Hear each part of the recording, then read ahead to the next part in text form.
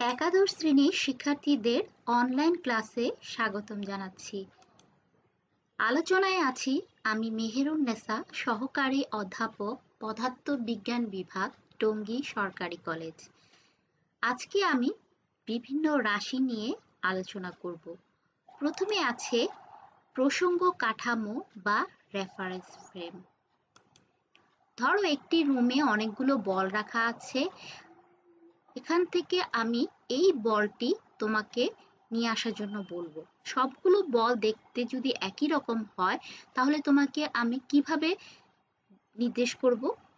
ধরো এখানে একটি চশমা আছে, চশমাটি থেকে এই বলটি 6 ইঞ্চি দূরে আছে। তাহলে আমি তোমাকে বলবো যে এই চশমাটি থেকে 6 ইঞ্চি দূরে যে বলটি আছে সেটি নিয়ে এসো। এই যে কোনো একটা কিছু সাপেক্ষে আমরা একটা বস্তুর অবস্থান নির্দেশ করছি, ঠিক সেরকম আমরা কোনো একটা স্থানাঙ্ক ব্যবস্থার সাপেক্ষে কোনো বিন্দু বা বস্তুর অবস্থান নির্দিষ্ট করতে পারি। আর এই স্থানাঙ্ক ব্যবস্থাটাকে তখন বলা হয় প্রসঙ্গ কাঠামো বা রেফারেন্স ফ্রেম। আমরা এভাবে বলতে পারি, একটি বিন্দু বা বস্তুর অবস্থান নির্দেশ করার জন্য যে স্থানাঙ্ক ব্যবস্থা বিবেচনা করা হয় তাকে প্রসঙ্গ কাঠামো বলে। এবারে আমরা জানব গতি সম্পর্কে। ধরো তুমি কোনো রাস্তা দিয়ে হেঁটে যাচ্ছ। আমি যদি এখানে স্থির দাঁড়িয়ে থাকি তাহলে আমার কাছে মনে হবে তুমি সময়ের সাথে অবস্থানের পরিবর্তন করছো। এই যে কোনো একটা কিছুর সাপেক্ষে কোনো কিছুর অবস্থানের পরিবর্তন হচ্ছে, এই অবস্থাটাকে বলা হচ্ছে গতি। আমরা এভাবে বলতে পারি, পারিপার্শ্বিকের সাপেক্ষে সময়ের সাথে কোনো বস্তু অবস্থানের পরিবর্তন করলে বস্তুর এই অবস্থাকে গতি বলে। গতি দুই প্রকার, একটি হচ্ছে পরম গতি, অপরটি হচ্ছে আপেক্ষিক গতি। আমরা এখন এই দুই গতি সম্পর্কে জানব।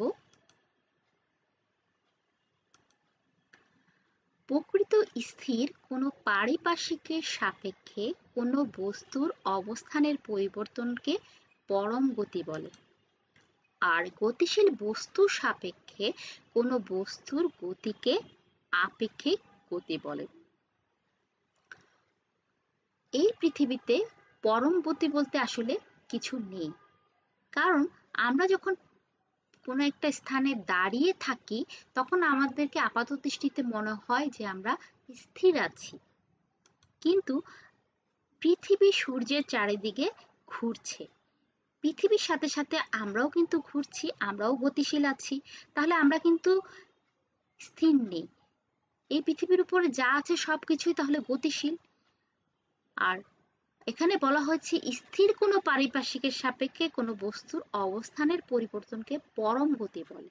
যেহেতু কোনো কিছুই প্রকৃতপক্ষে স্থির নেই তাহলে পরম গতি বলতেও আসলে কিছু নেই। এই পৃথিবীতে যে গতি আছে সবই হচ্ছে আসলে আপেক্ষিক গতি। এবারে আমরা জানবো দূরত্ব বা ডিস্টেন্স সম্পর্কে। গতিশীল বস্তু যে পথ অতিক্রম করে সে পথের দৈর্ঘ্যকে দূরত্ব বলে। ধরো একটি বস্তু এ বিন্দু থেকে এই পথে বি বিন্দুতে গেল। আমরা যদি এই পথের দৈর্ঘ্যটা মাপি, যদি পাই 10 কিলোমিটার, তাহলে আমাদের দূরত্ব হবে এখানে 10 কিলোমিটার। অর্থাৎ এই দৈর্ঘ্যটা, এই পথের দৈর্ঘ্যটাই হবে এখানে দূরত্ব। এখন বস্তুটা যদি এই পথে না গিয়ে অন্য কোনো পথে যেত, সোজা পথে বা অন্য কোনো পথে, তখন সেই পথের দৈর্ঘ্যটাই হতো তার দূরত্ব। দূরত্বকে এস, এল বা ডি দিয়ে প্রকাশ করা হয়, আর এটি হচ্ছে স্কেলার রাশি। কারণ এই দূরত্ব প্রকাশের জন্য আমাদের কোনো দিকের প্রয়োজন হয় না। আমরা বলি না যে পূর্ব দিকে 10 কিলোমিটার দূরত্ব, আমরা শুধু বলি 10 কিলোমিটার দূরত্ব অতিক্রম করেছে। এর একক অ্যামকেস পদ্ধতিতে হলো মিটার। এবারে আমরা জানব সরণ বা ডিসপ্লেসমেন্ট সম্পর্কে। নির্দিষ্ট দিকে পারিপার্শ্বিকের সাপেক্ষে বস্তু কণার অবস্থান পরিবর্তন করাকে সরণ বলে। বস্তুর শেষ অবস্থান এবং আদি অবস্থানের মধ্যবর্তী সরল রৈখিক দূরত্বটাই হচ্ছে সরণ বা ডিসপ্লেসমেন্ট। ধরো একটা বস্তু এই এ থেকে বিতে এই বক্রপথে গেল, যেই বক্রপথে গেল সেই পথের দৈর্ঘ্যটা হচ্ছে ডিস্টেন্স বা দূরত্ব, কিন্তু তার সরণ হবে এই এ থেকে বিতে যে সরল রৈখিক দূরত্বটা আছে, আমরা এখানে চিত্রে দেখতে পাচ্ছি, এটা হবে তার সরণ বা ডিসপ্লেসমেন্ট। এটা হচ্ছে তার শেষ অবস্থান আর এটা হচ্ছে তার আদি অবস্থান।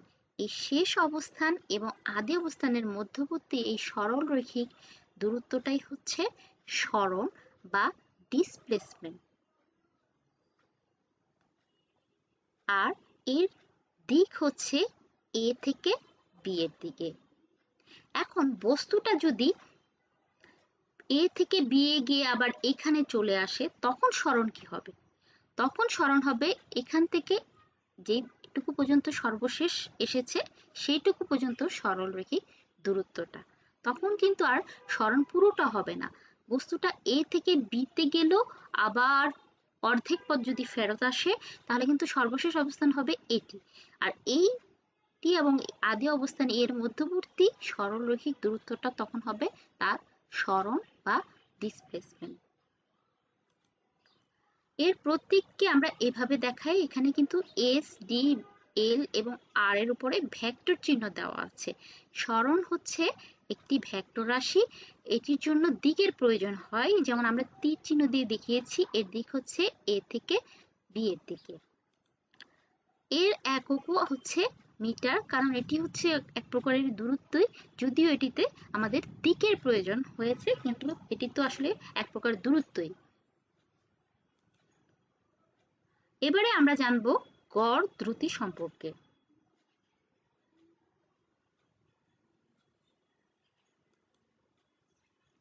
ধরো তুমি কোনো একটি পথ বরাবর প্রথম সেকেন্ডে 5 মিটার গেলে, দ্বিতীয় সেকেন্ডে 7 মিটার গেলে। তোমরা দ্রুতি সম্পর্কে এসএসসিতে পড়েছো। এখন যদি তোমাদেরকে জিজ্ঞেস করা হয় যে তোমার দ্রুতি কত, তুমি যদি বলো 5 মিটার পার সেকেন্ড, তাহলে কিন্তু ভুল হবে, কারণ পরবর্তী সেকেন্ডে তুমি কিন্তু 7 মিটার গিয়েছো। তাহলে পরবর্তী সেকেন্ডে কিন্তু তোমার দ্রুতি হচ্ছে 7 মিটার পার সেকেন্ড। আবার যদি তুমি বলো যে তোমার দ্রুতি 7 মিটার পার সেকেন্ড, তাহলেও ভুল হবে, কারণ প্রথম সেকেন্ডে তুমি 5 মিটার গিয়েছো, তার মানে তোমার দ্রুতি তখন ছিল 5 মিটার পার সেকেন্ড। এবার যদি তুমি বলো যে না, 5 মিটার এবং 7 মিটার আমরা যোগ করব, টোটাল হবে 12 মিটার, আর এই দূরত্ব আমরা অতিক্রম করেছি 2 সেকেন্ডে, তাহলে এক্ষেত্রে তোমার দ্রুতি হচ্ছে 12 মিটারকে যদি 2 দিয়ে ভাগ করি তাহলে হবে 6 মিটার পার সেকেন্ড। তাহলেও কিন্তু ভুল হবে, কারণ প্রথমে কিন্তু তোমার দ্রুতি 5 মিটার পার সেকেন্ড ছিল, পরে হচ্ছে 7 মিটার পার সেকেন্ড।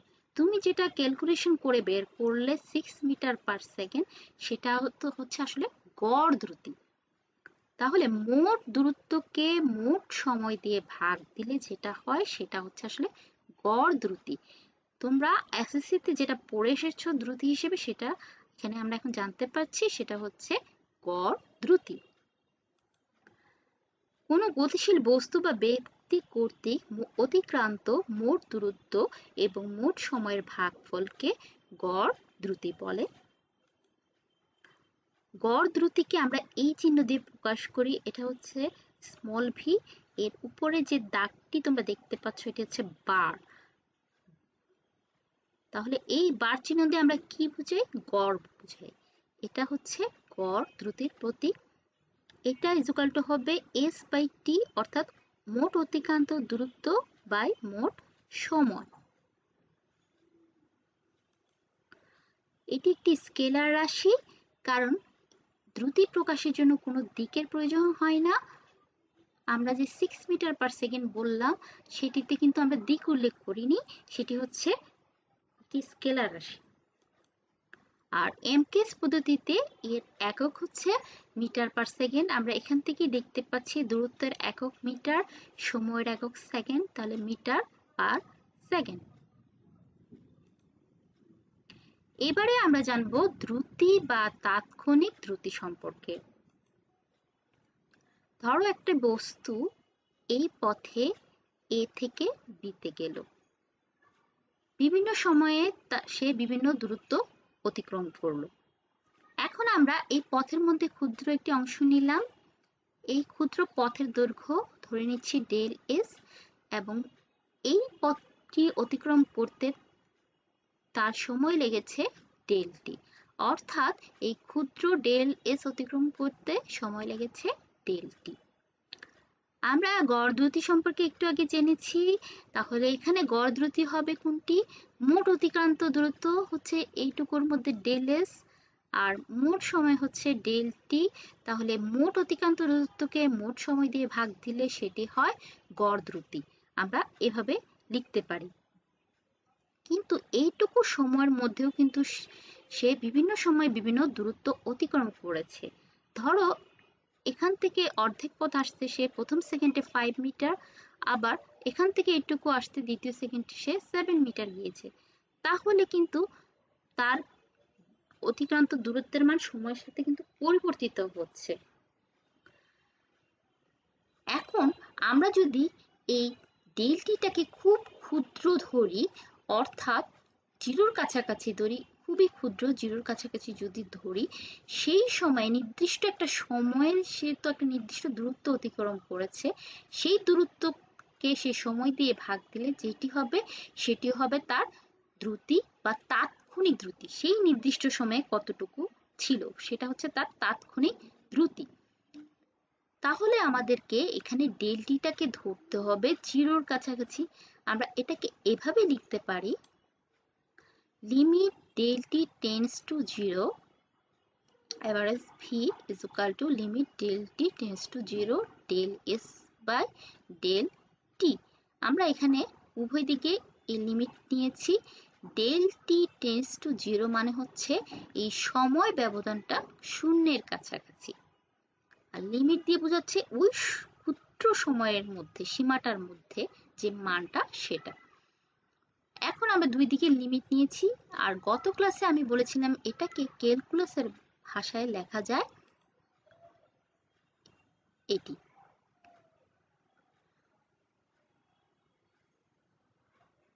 এইটিকেই বলা হচ্ছে দ্রুতি বা তাৎক্ষণিক দ্রুতি। একটু আগে আমি বলেছি যদি খুব ক্ষুদ্র সময়টুকু নিই যেটা জিরোর কাছাকাছি, সেই সময় যে দ্রুতিটা আমরা পাবো সেটাই হচ্ছে দ্রুতি বা তাৎক্ষণিক দ্রুতি। এটি হচ্ছে দ্রুতি বা তাৎক্ষণিক দ্রুতি। আমরা এভাবে সংজ্ঞাটা দিতে পারবো, তাহলে সময়ের ব্যবধান শূন্যের কাছাকাছি হলে গড় দ্রুতির সীমান্তিক মানকে দ্রুতি বা তাৎক্ষণিক দ্রুতি বলে। এই যে আমরা এখানে দেখতে পাচ্ছি সময় ব্যবধানটা হচ্ছে শূন্যের কাছাকাছি, আর সীমান্তিক মান মানে বলতে বোঝানো হচ্ছে যে ওই ক্ষুদ্র সীমার মধ্যে যে মানটা, সে মানটা, সেটাকেই বলা হচ্ছে এখানে দ্রুতি বা তাৎক্ষণিক দ্রুতি। আবার আমরা এখান থেকে দ্রুতি বা তাৎক্ষণিক দ্রুতির আরেকটি সংজ্ঞা দিতে পারি। আমি গত ক্লাসে বলেছিলাম এটি দিয়ে বোঝানো হয় সময় সাপেক্ষে দূরত্বের ব্যবকলন। আমরা তাহলে এভাবে বলতে পারি সময় সাপেক্ষে দূরত্বের ব্যবকলনকে দ্রুতি বা তাৎক্ষণিক দ্রুতি বলে। আজকে এই পর্যন্তই। ভালো থেকো তোমরা সবাই। ধন্যবাদ তোমাদের সবাইকে।